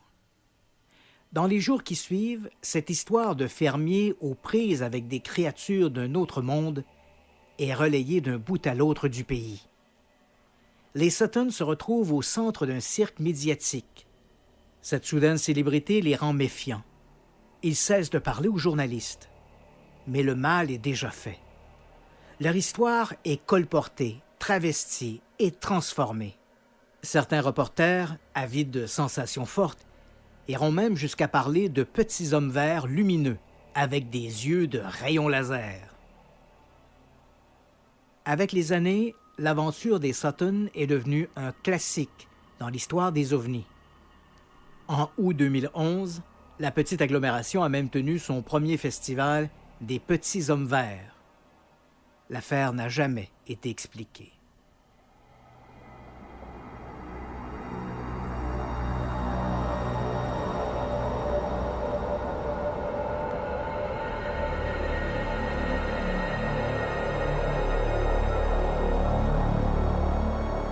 Donc voilà, c'était la fameuse bataille d'Hopkinsville, présentée en 2 parties. Oui, effectivement. La prochaine fois, je ne mettrai pas des grillons. Ouais, c'est que les grillons, l'ordinateur ne les a pas détectés, donc il a compris, l'ordinateur, qu'il n'y avait plus rien en onde. Il a décidé de partir tout simplement en pause. Puis il a fallu se revirer de bord sur un dizaine, comme on dit, mon cher Christian. Mais on a bien réussi quand même. Voilà. Donc, les gens ont eu l'essentiel. Donc, cette histoire de bataille d'Hopkinsville, donc ce groupe de fermiers aux prises avec ces créatures. Écoute, comme je l'ai mentionné, c'est un récit qui est très, très atypique. On retrouve à peu près rien de semblable dans la littérature qui est consacrée aux ovnis. On sait, au niveau de l'investigation, on va revenir là-dessus, mais on sait que le projet Blue Book a une fiche qui a été ouverte sur l'histoire d'Hopkinsville. Donc, on retrouve, d'ailleurs, en début d'émission, j'ai mis quelques images où on voit, par exemple, l'avancée du toit où se trouvait Elmer Sutton lorsque cette créature aurait descendu son bras pour attraper l'un des convives. On voit également les impacts de balles à travers les fenêtres, à travers le grillage, des moustiquaires. On voit j'ai placé également la fameuse fiche du projet Blue Book qui concerne cette histoire-là. Et aussi un dessin fait sur la description des témoins à quoi ressemblaient ces créatures. Une espèce de gargouille avec des mains qui ressemblent un peu à des serres d'oiseaux. C'est quand même très, très atypique. Donc, si on regarde cette histoire-là, Il y a bien sûr des gens qui vont la défendre, d'autres qui vont considérer que c'est tout à fait fantaisiste. Il y a des éléments pour, il y a des éléments contre. Commençons par les éléments, si on peut dire les éléments pour. Lorsque moi, je me suis rendu à Hopkinsville pour essayer de couvrir cette histoire-là dans le cadre de Dossier Mystère, comme je l'ai mentionné, j'ai rencontré Geraldine Sutton Stitt, qui est la fille d'Elmer Lucky Sutton, qui est au centre de l'histoire. Il faut dire qu'au moment où ces événements-là vont se produire, elle n'était pas encore née. Elle est née quelques années après. Mais elle m'a raconté, elle a écrit d'ailleurs un petit ouvrage de quelques dizaines de pages qui s'appelle Alien Legacy, dans lequel elle raconte cette histoire-là. Et donc, j'ai passé une demi-journée avec elle et elle me racontait que pour elle, toute sa vie a tourné autour de cette histoire-là. Au niveau familial, les gens racontaient cette histoire-là. Dès qu'il y avait des réunions de famille, cousins, oncles, frères, sœurs, tout le monde parlait de cette histoire-là.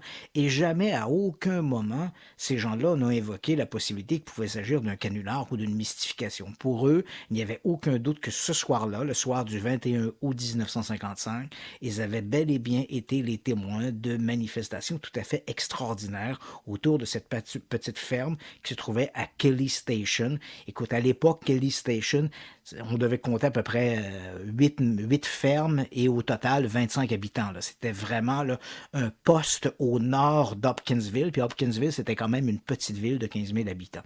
Donc, grosso modo, cet élément-là, il est favorable sur l'authenticité des témoignages. Ça ne veut pas dire que c'est qu'ils ont réellement vu des extraterrestres, etc. Mais au dire, et je n'ai malheureusement que la parole de Geraldine Stitt, elle me raconte que cette histoire-là fait partie d'une espèce de patrimoine familial, et pour elle, il n'y a aucun doute que ni son père, ni ses cousins et amis qui se trouvaient sur place, aucun d'entre eux n'a monté un canular. Pour eux, l'histoire était tout à fait authentique. Il faut savoir aussi que j'ai parlé avec des gens du poste de police de Hopkinsville, et certains d'entre eux avaient connu le chef Greenwell, qui était à l'époque en poste au moment où les événements se sont produits. C'est lui qui voit arriver les Sutton au poste de police, qui leur raconte « Nous avons été agressés, attaqués par des lutins lumineux ». Il va se rendre sur place sans se prononcer sur l'authenticité des événements, savoir est-ce qu'ils ont réellement vu ces créatures-là. Les gens qui ont côtoyé Greenwell me disaient Greenwell était persuadé que ces gens-là avaient réellement été effrayés par quelque chose. C'était des gens qui faisaient, aux États-Unis, on est dans la Bible Belt, donc un endroit, une région rurale excessivement religieuse. Ces gens-là sont des chrétiens qui fréquentent l'Église de manière assidue. Et Greenwell a même confié à des collègues qu'au moment où il était chez les Sutton, il a rapidement fait le tour de la maison, espérant y trouver des bouteilles d'alcool qu'il n'a pas trouvé. Il n'y avait pas d'alcool dans la maison. Ces gens-là avaient une vie très rangée. C'était pas des gens qui attiraient l'attention. Ils ne consommaient pas d'alcool et on n'en a pas trouvé non plus dans la maison. Ces gens-là n'étaient pas ivres au moment où ils ont raconté ces événements-là. On a trouvé également sur place des traces de fusillade. On voit par exemple une photographie que j'ai mise où on voit Glennie Langford, qui est la mère Sutton, si je peux dire, qui pointe des endroits à travers la moustiquaire où les gens ont tiré, ont fait feu sur ces fameuses créatures. Les policiers sur place ont trouvé effectivement des cartouches vides et effectivement des impacts de balles qui montrent que ces gens-là ont bel et bien tiré sur quelque chose qui était autour de la maison. Est-ce qu'ils ont trouvé de l'ADN? Non, c'est ça. Là, on tombe dans les éléments contre. C'est-à-dire que là, ça, grosso modo, ce sont les événements qui sont plutôt favorables à l'authenticité de l'histoire. Maintenant, les éléments contre. D'abord, il y a cette fameuse mère de famille, Glennie Langford, qui est une... Bon, faut dire, on est ici... Plaçons tout de suite les participants. C'est une région très rurale. Ce sont des agriculteurs. Ils ont souvent été décrits dans la presse comme des espèces de pecnos, des hillbillies. On voit un peu le genre. Mais en réalité, C'était vrai pour certains d'entre eux. Madame Langford, par exemple, était peu éduquée. C'était une femme qui avait grandi toute sa vie dans une région rurale, sur la ferme de ses parents, et ensuite, lorsqu'elle s'est mariée, elle est elle-même devenue une agricultrice. Donc, c'est une femme peu éduquée. Donc, une partie des membres de la famille Sutton sont ce qu'on pourrait qualifier, nous, de citadins, comme étant des pecnos, des hillbillies. Mais ils sont pas tous de ce genre-là.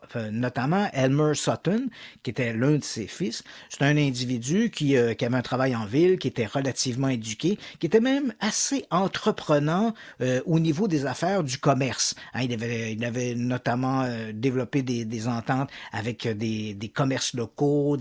Il travaillait également comme manœuvre. Il avait travaillé comme manœuvre sur des cirques, des trucs comme ça. Donc, c'est un individu qui était assez, je dirais pas éduqué, mais assez débrouillard. Un homme de la ville presque, un citadin.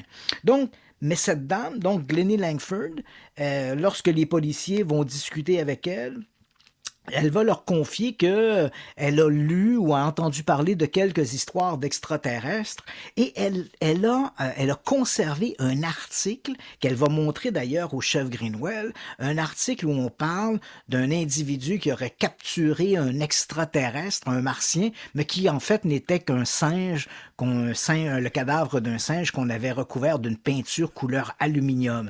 Donc il y a un article qui parle de ça et Madame Langford a gardé cet article-là. Et on sait que localement, au cinéma de Hopkinsville, il y avait un film il y avait eu un film quelques jours plus tôt qui avait cessé de prendre l'affiche, qui parlait justement d'extraterrestres. Quelques mois plus tôt, une autre observation d'OVNI avait marqué la petite communauté de Kelly Station. Donc, on est dans un environnement où on voit que les gens ils baignent dans des histoires d'ovnis et Madame Langford est clairement intéressée par ce sujet des ovnis. Lorsque les événements vont se produire, je t'ai parlé de ce Elmer Sutton, un homme presque citadin, plutôt entreprenant, il manquera pas l'occasion de placer devant la ferme une affiche demandant aux gens qui veulent visiter l'endroit où les extraterrestres, les martiens sont venus, les hommes de l'espace, avec un carton qui indique que c'est $1 pour visiter l'endroit. Donc, on commercialise l'affaire. Hein? Donc, vous voulez voir l'endroit où les martiens sont venus, où on a fait feu sur eux. Donc, parce que l'histoire est rapportée, bien sûr, dans la presse. J'ai mis quelques articles qui ont couvert cette histoire d'événements de Little Green Man qui attaque des fermiers. Donc, comme l'histoire est rapportée dans la presse, tu comprends qu'il y a des gens qui se rendent sur place, ils veulent voir les lieux et Lucky Sutton en profite pour justement demander une espèce de dédommagement $1 pour que les gens puissent avancer sur la ferme. Comme je l'ai mentionné, les gens vont porter un intérêt particulier sur ce Elmer Sutton parce que c'est un homme entreprenant qui manque pas une bonne occasion de faire des sous. Et là, on se dit, est-ce que le Sutton, le fait qu'il demande $1 aux gens pour visiter la ferme, est-ce qu'il n'aurait pas monté un canular dans l'espoir de faire de l'argent?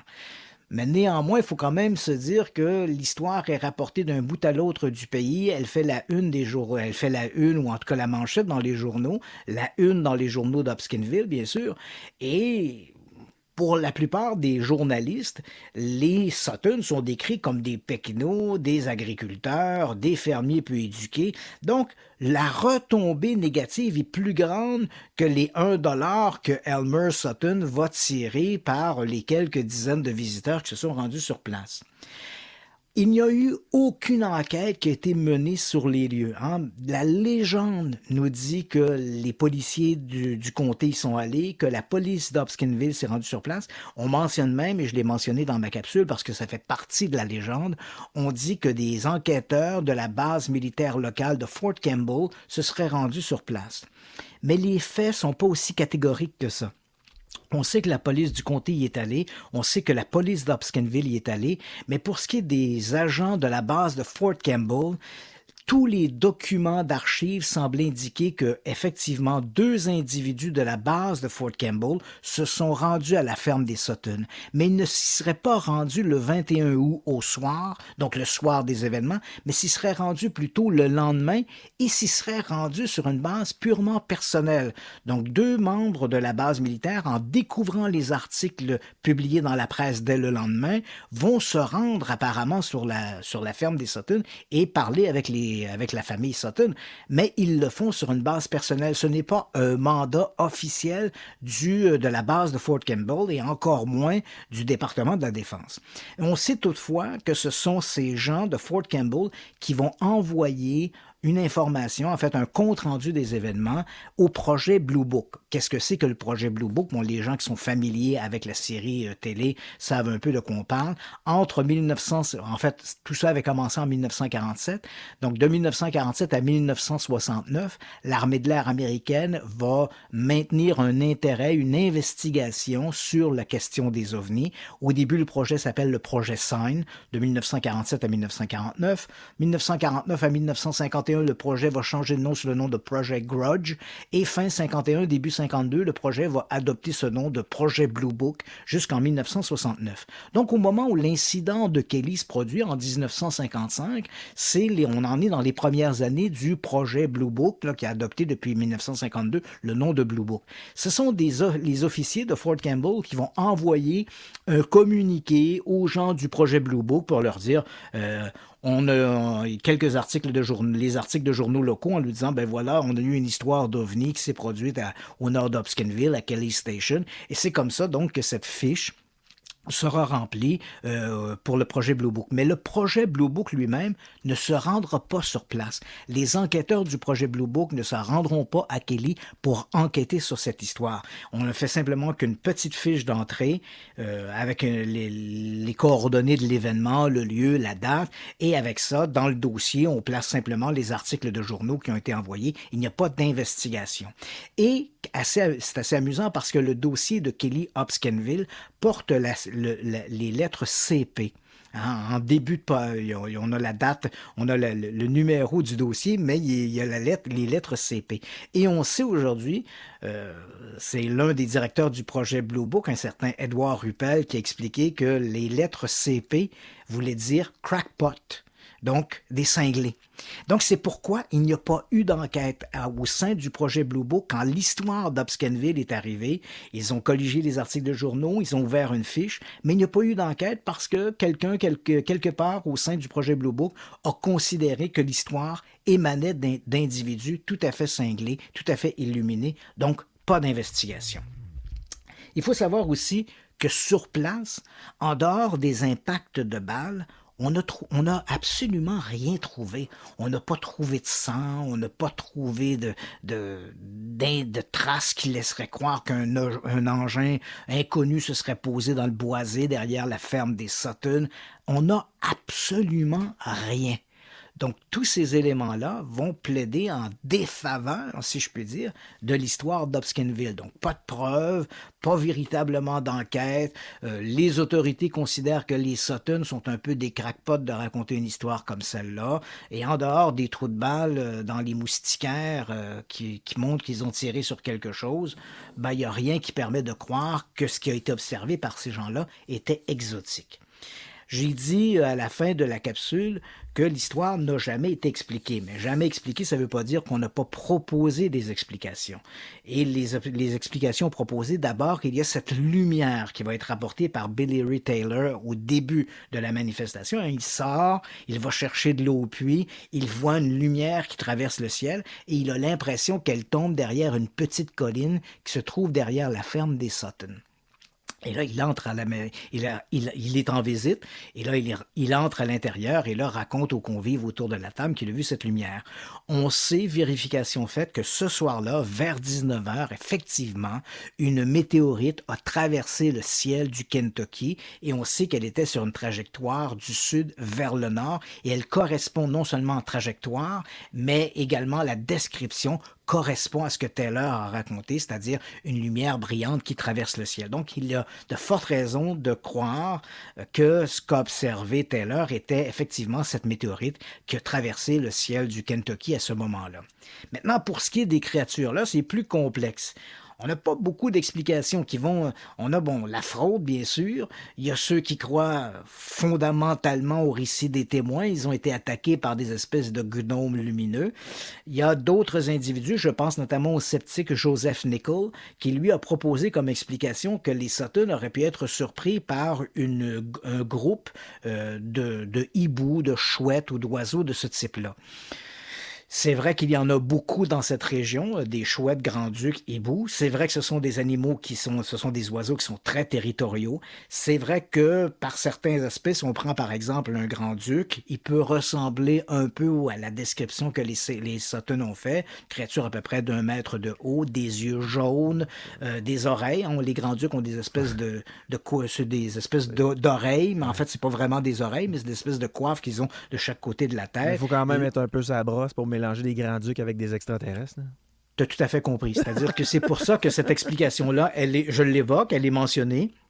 La plupart des sceptiques vont s'y référer en disant si les Sutton n'avaient vu qu'une seule créature, je pense par exemple à l'affaire du Mothman dont on a déjà parlé, les gens voient le Mothman, ils sont là on est à ce moment-là, on est en 1966, on est à Point Pleasant en Virginie, des gens vont dans une espèce d'ancien dépôt de dynamite qui est depuis un parc faunique et principalement une réserve d'oiseaux. Et ils voient une créature qui déploie des ailes. Ils disent, comme des yeux, ses yeux semblaient au milieu de la poitrine, elle a déployé des ailes. On a eu peur, on a quitté.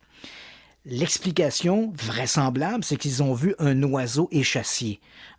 Les oiseaux échassiers, éclairés par exemple par les phares de la voiture, ont replié sa tête vers son corps pour se protéger. C'est une réaction de défense que les oiseaux échassiers font. Et lorsqu'ils déploient leurs ailes, évidemment, ça fait 1,50 m, presque 2 mètres de large. Probablement que ces gens-là, ils ont vu la créature uniquement par les phares de leur voiture. Ils ont probablement été effrayés par un grand oiseau échassier. Donc, ça, on peut l'expliquer assez aisément. Mais dans le cas des Sutton, écoute, ça dure 3 heures. Ils tirent sur les créatures, envoient à un moment donné 3 en même temps. Ou bien ces gens-là, comme tu dis, étaient sa brosse ou ils ont monté un canular. Mais leur témoignage va directement à l'encontre de l'idée. Je veux bien croire que les gens déforment, mais là, entrevoir des gnomes lumineux qui avancent dans la cour en tenant les bras au-dessus de leur tête comme si on les dévalisait et finalement une volée de grands-ducs ou de chouettes. Là, ça me paraît excessivement tiré par les cheveux. Je n'exclus pas cette possibilité. Je sais que notre imagination peut jouer des tours. Je sais que les gens, souvent, ils racontent ce qu'ils croient être la réalité, qui n'est pas nécessairement la vérité fondamentale, mais tu as tout à fait raison. Le témoignage semble tellement éloigné d'une confusion avec des oiseaux que ça me paraît difficile d'accepter cette explication comme étant une hypothèse vraisemblable. Il y a un auditeur qui pose une question très pertinente. Est-ce qu'on en sait un peu plus sur l'arme qui avait été utilisée par l'individu quand il a tiré? En fait, Elmer Sutton utilise une carabine 22 long rifle. Okay. Et l'autre pistolet, c'est un pistolet de calibre 38. Le Billy Ray Taylor avait un pistolet de calibre 38. Donc, lorsqu'ils font feu sur les créatures, ils utilisent une carabine 22 et un pistolet 38. Et un pistolet de calibre 32. Et pour eux, ils ont la conviction qu'ils ont atteint ces créatures. Et comme je l'ai mentionné dans la capsule, lorsqu'ils tiraient, c'est revenu à plusieurs reprises dans leur témoignage, ils avaient l'impression de tirer dans des seaux en métal vides. Ça faisait une espèce de bruit de canis, comme on dit. Et la créature tombait sur le dos, se relevait et s'enfuyait. Donc, est-ce que les Sutton ont réellement confondu un groupe d'oiseaux nocturnes à des créatures qu'ils ont perçues comme étant des gnomes, des espèces de farfadets? Ça reste très difficile. On est partagé entre les éléments pour. Les gens qui ont côtoyé les Sutton, dont des membres de la famille, pour eux, ça fait partie du folklore local, ça fait partie d'un héritage familial. Les policiers impliqués disent que ces gens-là avaient visiblement pas consommé d'alcool. Leur témoignage semblait crédible. Néanmoins, l'histoire qu'il raconte est tout à fait invraisemblable. Tu t'imagines une ferme au milieu du Kentucky. Tu sais, si t'étais un extraterrestre qui venait de très très loin dans le cosmos, donc Kelly Station au Kentucky, ce serait pas la place où t'irais atterrir, tu sais. C'est comme, mais bon, l'histoire fait partie du folklore et on n'a pas trop d'explications. C'est une belle histoire, mais bien sûr, les preuves sont manquantes pour pouvoir trancher d'un côté ou de l'autre. Donc, moi, personnellement, je ne sais pas ce qu'ils ont vu. J'hésite à adhérer à l'hypothèse des oiseaux nocturnes. Mais entre les oiseaux nocturnes et des gnomes venus d'une autre planète, il faut s'entendre que l'un ou l'autre, c'est difficile de faire son choix. Des questions d'auditeurs. Est-ce qu'ils ont trouvé des têtes de balles aplaties au sol? Ça, le rapport ne le dit pas. Donc, ils ont trouvé des cartouches, les marques laissées par les balles, mais je ne crois pas qu'ils aient retrouvé la balle elle-même. Et on me dit qu'il se pourrait que les Sutton utilisent des champignons magiques dans la sauce brune. C'est possible qu'ils utilisent beaucoup de champignons. Mais c'est une belle histoire. Moi, je dois t'avouer, Yannick, quand j'ai commencé à m'intéresser aux ovnis dans les années 70, c'est une des premières histoires que j'ai lues, l'affaire d'Hopkinsville. Elle est à peu près dans tous les livres sur les ovnis. Il y a eu également des bandes dessinées qui ont été faites où on a reconstitué en bande dessinée l'histoire d'Hopkinsville. C'est un classique. Il y a même un film qui a été tourné en 2017, je crois, qui s'appelle L'invasion de Kelly, un tout petit film avec un très très faible budget qui raconte l'histoire. C'est sûr que c'est un peu magique, hein, ces gens isolés dans leur ferme qui sont attaqués par des gnomes extraterrestres. C'est une très très belle histoire. Maintenant, j'irais pas miser sur cette histoire-là pour essayer de défendre un dossier pour dire voilà, nous sommes visités par des extraterrestres. Je pense que le dossier manque un peu d'étoffe. On revient tout de suite. OK. Radio X Files avec Christian Page et Marceau de Radio X. Dernier segment de Radio X-Files en ce vendredi 9 avril. C'est important de vous dire que demain, le podcast sera disponible, donc je me chargerai de le mettre sur la page Facebook Radio X-Files vers les alentours d'11h ou encore midi. Et sinon, il y a énormément de gens qui recherchent les anciennes émissions de Radio X-Files. Eh bien, elles sont disponibles sur Spotify et je sais que si vous faites des recherches sur YouTube, vous tapez Radio X-Files, eh bien, il y a énormément d'émissions des premières saisons, de la deuxième saison qui sont là aussi sans aucun problème sur YouTube. Donc, Spotify et YouTube. Christian, on parle maintenant du projet Blue Beam. Oui, je voulais prendre quelques minutes pour te parler de ça. Donc, comme je l'ai mentionné, dans la foulée de ces vidéos de Montréal et de Québec qui ont circulé dans les médias sociaux la semaine dernière, des gens ont évoqué le projet Blue Beam. Et des gens m'ont écrit en me disant « Mais qu'est-ce que c'est ce projet Blue Beam? Est-ce que c'est un projet du gouvernement? » Disons qu'ici, Yannick, on doit entrer dans une zone qu'on appelle la frange, de fringe en anglais, et je pourrais comparer ça un peu aux anneaux de la planète Saturne. Hein? C'est un système qui fonctionne un peu comme ça. Imagine-toi que l'ufologie, c'est la planète Saturne. Ben, la frange, c'est un peu comme les anneaux. C'est pas la planète, mais en même temps, ça en fait partie. C'est un peu exactement le même mécanisme.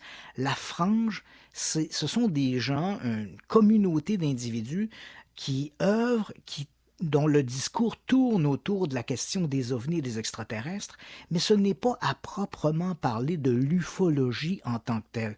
C'est souvent des théories du complot, et même dans certains cas, on peut même glisser dans des mécanismes religieux. Qu'on pense par exemple à Raël. Hein? Son discours, c'est « j'ai rencontré des extraterrestres, les extraterrestres sont nos créateurs », mais les ufologues ne s'intéressent pas à Raël. Hein, Raël, c'est une minorité religieuse qui récupèrent les extraterrestres pour en faire un peu leur dieu ou leur déité. Là. Et Raël, selon ses propres propos, est le seul qui peut discuter avec les Elohim.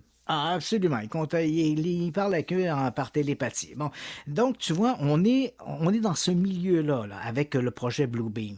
Ce projet Blue Beam, le principal propagandiste de cette histoire-là, c'est un individu, un Québécois qui s'appelle Serge Mona, qui faisait un peu dans les théories du complot. Il faut savoir que Mona, contrairement à... On s'imagine souvent que les complotistes, c'est des espèces d'illuminés avec des tucs en aluminium sur la tête. Là.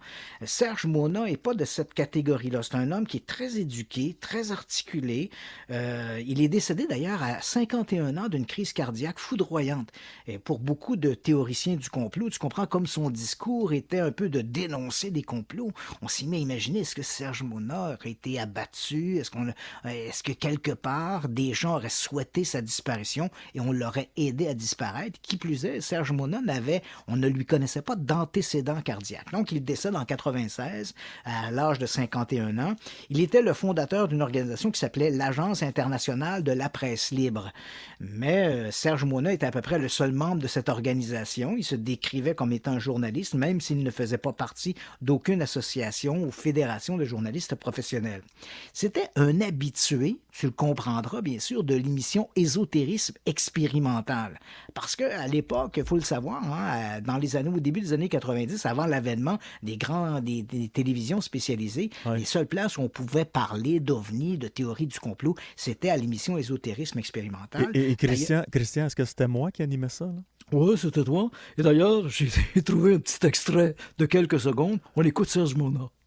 L'unité va faire la force. Oui, mais il y a un seul problème, c'est que le gouvernement mondial qui va s'instaure dans une orientation précise qui n'est pas à la faveur des populations, qui est ni plus ni moins qu'un régime communiste, mais à l'échelle mondiale. Une dictature. Une dictature beaucoup plus poussée que celle qui existait avec Hitler. Hitler est un enfant d'école à côté de ce qu'on veut instaurer à l'échelle planétaire. De la même manière, comme j'en ai déjà parlé, que l'URSS, ça a été un terrain d'expérimentation à bien des niveaux pour ces personnes-là au niveau international. Oh, qu'il y a des gens qui vont faire des parallèles. Oui, absolument. Donc, tu vois, c'est un discours qui est très, très proche de ce qu'on appelle l'extrême droite. Ouais. Et son discours, il est très conspirationniste. Mona va publier plusieurs ouvrages exactement dans cette foulée. Le gouvernement mondial de l'Antéchrist, le projet Blue Beam de la NASA, les protocoles de Toronto, qui ressemblent un peu à un ouvrage qui s'appelait Les protocoles des sages de Sion, qui était un ouvrage qui dénonçait le grand complot juif et que, principalement durant la Deuxième Guerre mondiale, Hitler et ses milices ont utilisé cet ouvrage-là pour justifier leur politique antisémite. Donc, Mona, lui, avec les protocoles de Toronto, c'est un peu la même chose, sauf que c'est plutôt un complot ourdi par les francs-maçons plutôt que par la juiverie internationale. Et on peut même trouver l'intégrale des ouvrages de Serge Mona dans une espèce de brique éditée aux éditions AIDS qui fait à peu près 700 pages. Donc, tu vois le genre. Et là, on arrive à ce fameux projet Blue Beam. Donc, c'est en 1994 que Mona va publier un premier manifeste qui s'appelle le projet Blue Beam de la NASA. Et on est toujours dans la vision très conspirationniste, dans cette frange. C'est pas l'ufologie, mais c'est un milieu autour de l'ufologie qui récupère les extraterrestres. Et là, Mona, évidemment, il n'y a pas de documents qui priment ça, et les documents qui ont circulé à ce sujet-là sont tous des documents qui ont été clairement identifiés comme étant des faux. Mais bien sûr, les théoriciens du complot ne s'arrêtent pas à ça. Les faux, c'est du vrai dans du faux, ou c'est des gens qui ont dit que les documents étaient faux pour les discréditer, mais les documents sont vrais, tu comprends? Donc, on aura toujours le moyen de jongler pour essayer de justifier notre adhésion. L'idée de Mona est la suivante. La NASA, principalement la NASA, c'est assez amusant parce que la NASA, on le voit, là, on se prépare tout dans les prochains jours à faire voler Ingenuity au-dessus de Mars. C'est curieux qu'en dehors des milieux conspirationnistes, la NASA est toujours l'objet de commentaires tout à fait élogieux. C'est une source d'émerveillement pour tout le monde. Moi, le premier, je veux dire, on a mis Ingenuity, Perseverance, les autres robots, Curiosity avant, la conquête de la Lune. La NASA, c'est l'image, le porte-étendard de l'émerveillement. Aucune organisation sur Terre n'a fait reculer les frontières du connu que l'a fait la NASA, et avec des émerveillements extraordinaires. Sauf dans le milieu des complotistes. La NASA est toujours diabolisée. Je ne sais pas pourquoi, mais on aime ça, diaboliser la NASA. Et Mona en est le premier avec son histoire de projet Blue Beam.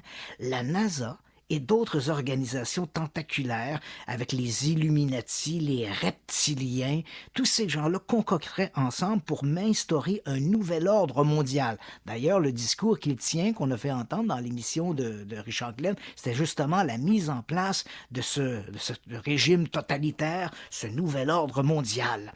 Et pour y arriver, la NASA va développer un programme en plusieurs étapes, dont la première étape est de créer des espèces de catastrophes naturelles artificielles. Donc, ça nous donne l'idée de tremblements de terre, des changements climatiques. Et là, bien sûr, on se met à se dire que tout ça est naturel, ça doit être à cause du réchauffement de la planète. Mais dans la vision complotiste que propose Serge Mona, il y a derrière ça une volonté appuyée par de la technologie. Par exemple, le projet HARP, qui se tenait en Alaska, qui s'appelait le High Frequency Active Auroral Research Program, dont l'objectif premier était d'étudier la ionosphère. C'est un programme qui était conjoint avec l'Université de l'Alaska et le département de la Défense aux États-Unis, parce qu'il faut savoir que les communications radio et les communications, par exemple, par les sous-marins vers des stations au sol, se font par la propagation d'ondes dans la ionosphère. Donc, on étudiait les ondes, la propagation des ondes dans la ionosphère. Mais pour les théoriciens du complot, c'est pas ça, HARP. HARP est un curieux projet qui vise à contrôler les climats, à créer des catastrophes, à créer des tempêtes, des ouragans ou des tremblements de terre. Donc, la première étape du projet Bluebeam de la NASA, c'est de créer des catastrophes pour que les gens soient soudainement à l'affût en se disant « il y a quelque chose qui se passe. Est-ce que l'apocalypse est à nos portes? » Et là arrive, toujours dans le programme Bluebeam proposé par Serge Mona, arrive la deuxième étape. Faire accroire aux populations, et là tu comprendras notre histoire d'OVNI au-dessus de Montréal et de Québec, faire accroire aux gens à un second avènement. Ça n'a pas d'importance ce que tu crois. Est-ce que c'est le Christ? Est-ce que ce sont les extraterrestres? Est-ce que c'est le retour de Mahomet? Ça n'a strictement aucune importance. L'idée, c'est de créer dans l'imaginaire collectif l'idée d'un nouvel avènement. Quelque chose arrive, quelque chose va transformer le tissu social et ce tissu social va dépendre de cet avènement. Et bon, ben évidemment, si on voit des ovnis au-dessus de Montréal, c'est pas de vrais ovnis, c'est des ovnis créés par la NASA pour préparer l'étape numéro 2 de ce projet Bluebeam, donc l'avènement. Quelle que soit la nature de celui qui va être le porte-étendard de ce nouvel avènement. Et enfin, la troisième étape du projet Bluebeam, écoute, ça nous rejoint un peu, c'est l'idée de « tu fais tellement peur aux gens » que tu vas pouvoir les contrôler. Donc, tu as créé des catastrophes naturelles. Tu les as fait accroire à un second avènement. Là, les gens sont paniqués et là arrive la mise en place d'un gouvernement mondial qui va prendre le contrôle d'une population apeurée pour leur dire « vous devez faire ceci, vous devez faire cela ». Vous devez vous faire vacciner. Tu comprends? Donc, c'est l'idée de ce projet de projet Bluebeam que propose Serge Mona. Encore une fois, je dois insister là-dessus. Malgré son discours, malgré que Serge Mona est un individu, j'ai eu la chance de le rencontrer à 3 ou 4 reprises dans les années 90. Comme je l'ai mentionné, il était un habitué des conférences de Richard Glenn, un habitué de son émission. Et à travers ça, bon, j'ai eu la chance de le côtoyer. C'est un homme très intelligent, très articulé, mais des idées là, tout à fait saugrenues. Il adhérait à des hypothèses fantaisistes et bien sûr, aucune preuve de ça, que des documents plus ou moins convaincants, falsifiés, des coïncidences. Souvent, dans ce milieu du complotisme, on va tracer des liens, souvent très esthétiques, là, pour essayer de faire coller A avec B. Il reste 15 secondes, Christian. Mais tout ça semble bien sûr des constructions fantaisistes. Et aujourd'hui, bien sûr, le projet Bluebeam est souvent discuté dans les milieux complotistes, mais ne repose absolument sur rien, si ce n'est une idée plutôt fantaisiste et fantaisiste, oui, de Serge Mona. Mais là, tu parles de Serge Mona puis des théories là, du complot, nouvel ordre mondial, puis là, on a la COVID. Veux-tu nous envoyer un message? Salut! Salut Yannick. Bon week-end, mon ami. Bon week-end à tout le monde. aussi. Puis on se rejoint ce vendredi.